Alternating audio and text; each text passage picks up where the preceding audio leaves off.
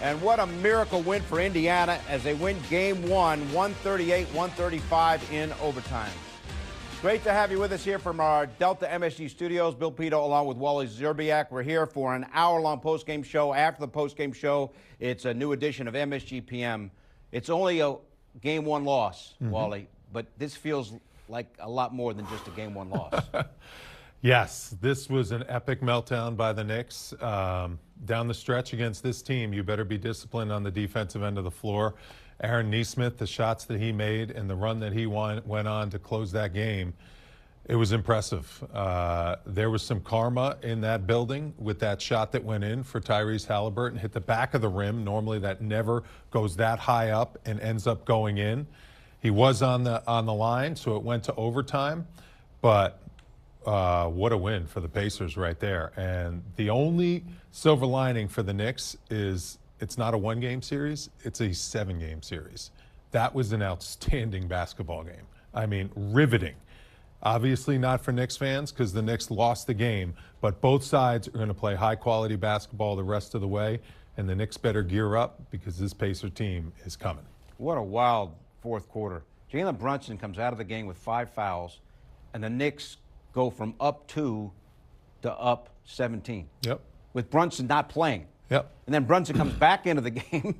The Knicks are up by 14 with 2:50 to go. And the Pacers scored 23 points, Wally, in the final 3:14 of regulation.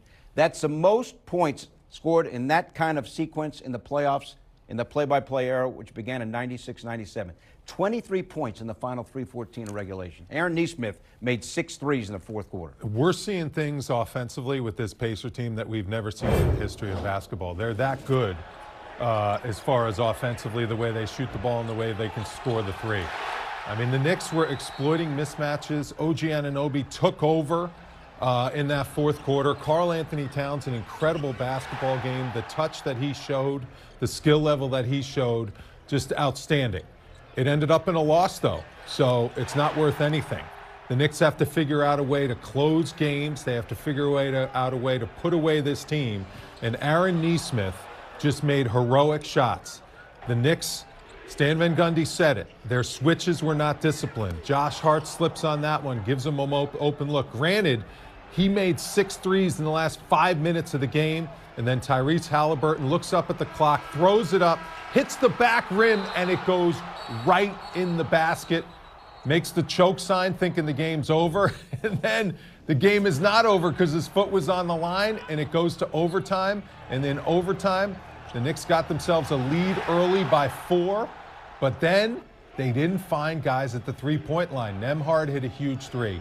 Haliburton, great defense here by Hart. Make him earn that basket, and he does. They take that 1-point lead back. Miscommunication here by, who's that, Deuce McBride, and Mitchell Robinson leads to Toppin at 3 dunks in the end of regulation and overtime. These are the type of things that the Knicks have to clean up if they want to win this series, because the Pacers, if you make a mistake on defense, they will make you pay every single time. So much for defense being the major word here in playoff basketball. What a track meet tonight, and it was that way from start to finish. Alan Hans across the street now joins us from inside MSG. Alan, when you're watching this in real time, I mean, what's your reaction? Just unbelievable to watch. The amazing thing is being in the building and feeling the air come out of it when that shot by Haliburton went down. There was a feeling of maybe they can escape this thing, and that shot, the way it bounced up and hung in the air, it was silent in the building, and you could just feel the air come out of it. It was a really dramatic moment. But you know, guys, how the Knicks have often throughout these playoffs talked about trying to play that 48-minute game. They played 45 minutes tonight. Those last 3 minutes, really 2.5, they really just, I don't want to say they let their foot off the gas. What happens, of course, sometimes in this league, and while you know this better than anybody, one guy just gets hot and the whole game can turn. That's the NBA.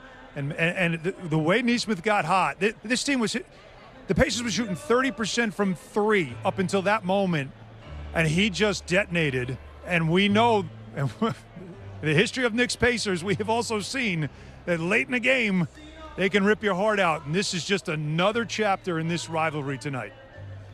Yeah, Alan, I was in the building for most of the game, the quality of basketball on both ends. Yes. This series, to me, it is going to be must watch because of the shot making, because of the skill level, and how evenly matched these teams are. What do you think about that? Yeah, I completely agree. I think this is going to be a treat. This is not going to be a knockdown drag out. This is not going to be a grinder. This is going to be an up and down. This is going to be Karl Anthony Towns getting free, getting his offense going. A lot of good signs in this game, despite the fact of how it ended. And before I got over here, I was just talking to an NBA official, just whispering in my ear. He goes, a lot of times a loss like that, you'd worry about a team.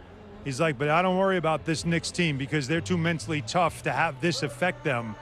But obviously a first game of a series is always the important one. It's a bit of a tone setter, and you don't want to lose it at home. It puts a lot more pressure, obviously, on Friday night. But as we've seen from this Knicks team, they generally rebound very well. And so we expect their best on Friday. But this series already, it shows you. Knicks-Pacers, it's just different. All right, Alan, hustle across the street. Join us here. We'll see you here in a couple of moments on the set here in our studio. Be right there, boys. All right, so I mentioned that Jalen Brunson with the 5 fouls comes out of the game, and the Knicks go from up 2 to up 17. Yep. Without Brunson. Brunson comes back in, Pacers make a run. But that is not to say that Brunson, he was phenomenal. I mean, he was absolutely phenomenal with 43 points. He's now got 8 playoff games. 8 playoff games with at least 40 points, by far the most in Knicks history. Yeah, and every Knick who got playing time, they stepped up and played well. Everyone was ready to take the opportunity and take the challenge. Obviously, Jalen Brunson was outstanding, but he had plenty of help by his teammates. When he went out with that 5th foul, guys stepped up and said, we got your back, Jalen. We're going to get us the lead.